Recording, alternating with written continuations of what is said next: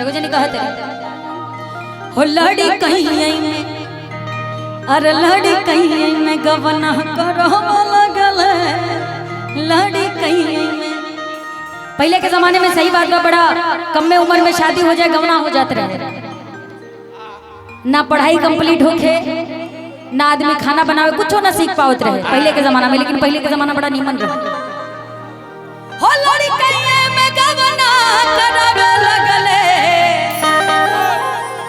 लड़ी कहीं में गवना अरे करावे लगले। अब लड़ी कहीं में, लड़ी कहीं में, लड़ी कहीं में, लड़ी कहीं में गवना करावे लगले, लड़ी कहीं में गवना करावे लगले, लड़ी कहीं में, लड़ी कहीं में गवना करावे लगले, लड़ी कहीं में लड़ी कहीं में, लड़ी कहीं में, लड़ी कहीं में गवना करावे लगले, लड़ी कहीं में गवना करावे लगले, लड़ी कहीं में।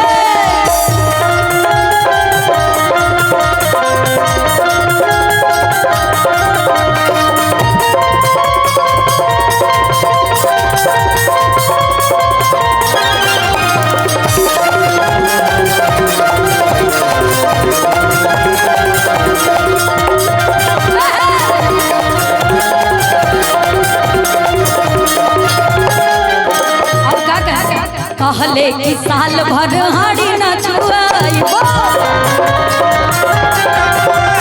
कहले कि साल भर हाड़ी न छुआइबो, कहले कि साल भर हाड़ी न छुआइबो, कहले कि साल भर हाड़ी न छुआइबो।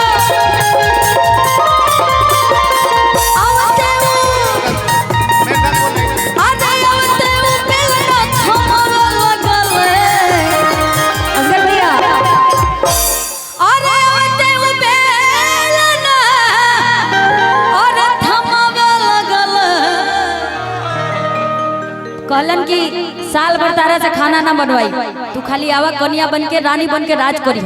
लेकिन करत का बड़े, अरे लगल लड़ी कहीं में, लड़ी कहीं में, लड़ी कहीं में गवना करावे लगले, लड़ी कहीं में गवना करावे लगले, लड़ी कहीं में गवना।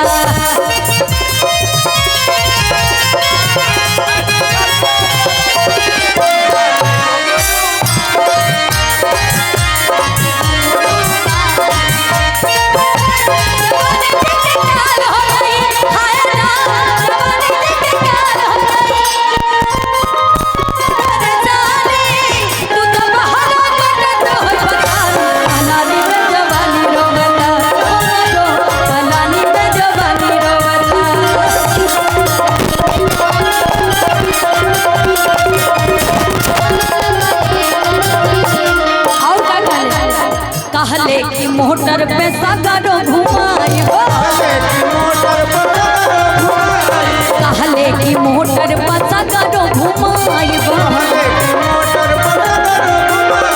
कहले कि मोटर पे सगरो घुमाइबो,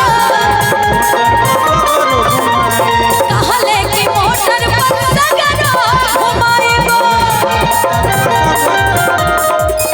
कहलन कि जब आइबो तो मोटर पे बैठा के सगरो घुमाई। लेकिन का कहले, और साइकिल के आगे बैठावा लगल,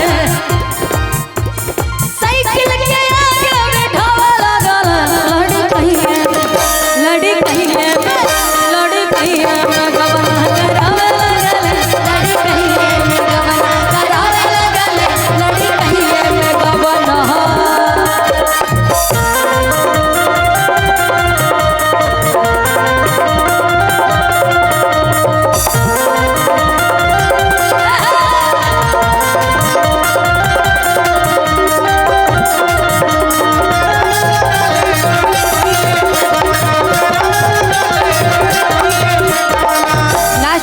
सुंदर बात सुन बजा सुनाती। कहले कि घरवा पलंगिया सुताइब, कहले कि घरवा पलंगिया सुताइब, कहले कि घरवा पलंगिया सुताइब, कहले कि घरवा पलंगिया सुताइब, कहले कि घरवा पलंगिया सुताई, लेकिन बाड़न एकदम देहात के खाटी मोर का अकेलन का आ नयावते ऊपर बिछावा लगल। भाई शहर में ना गद्दा बेड मिलेगा, थोड़ा सा हमारा भोजपुरी कमजोर है ना, जहाँ पे गड़बड़ा है संभाल लीजिएगा, तनी मनी गड़बड़ है बोल लेते हैं, लेकिन पूरा मतलब का पैरा ना जेके कहल जाला ना धान का जोन होला। वादा कइले बड़न कि तारा के एकदम बढ़िया मखमल के पलंग पे सुताई, तू खाली हमरा से बियाह करा। आ कुल लइका ससुरा धोखा देवेले नहीं तरह कह के दुनिया भर का सपना दिखा दियन चचा, लेकिन पता चली अगर रखले हुई साइकिल तो कहले हन कि आजकल हम क्लासिक बुलेट रखे, बस तुम शादी करके आओ तो बाबू लॉन्ग ड्राइव पे ले चलेंगे, लेकिन ऐसा कुछ नहीं होता। पता चलेगा कि वही साइकिलिया पे आजकल तो डंडो नहीं आ रहा ससुरा, पहले डंडा आता था साइकिल में, डंडा गायब कर दिया गया इसीलिए क्योंकि लड़के सब झूठ बोलते हैं। पहले डंडा दिया गया था लेकिन अभी हटा दिया गया है।